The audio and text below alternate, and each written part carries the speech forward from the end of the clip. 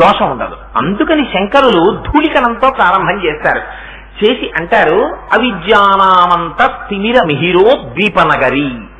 అమ్మా, నీ పాదముల మీద ఉండేటటువంటి ధూళికణం యొక్క స్థితి ఎటువంటిదో తెలుసా? తూర్పు దిక్కున సూర్యుడు ఉదయిస్తాడు.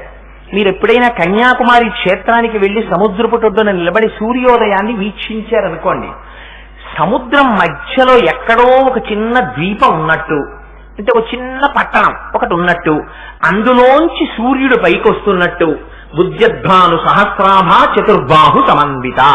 శంకరాచార్యుల వారు ఈ మాట వెయ్యడం మనకాతల ఉన్న రహస్యం ఏమిటో తెలుసా అండి? తిమిరమిహిరో ద్వీప నగరి. ఆ నగరంలోంచి, ఆ ఊర్లోంచి సూర్యుడిలా పైకొస్తుంటే సముద్ర మధ్యంలోంచి ముందు ఎర్రటి కాంతులు వస్తాయి.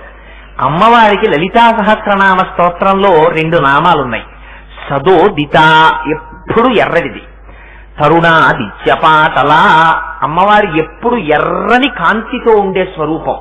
దాన్ని దృష్టిలో పెట్టుకుని శంకరులు అంటారు ఇక్కడ తిమిరమిహిరో ద్వీపనగరి.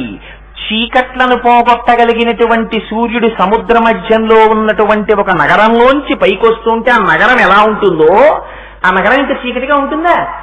అలా ఉందమ్మా నీ పాదముల మీదున్న ధూళికణం.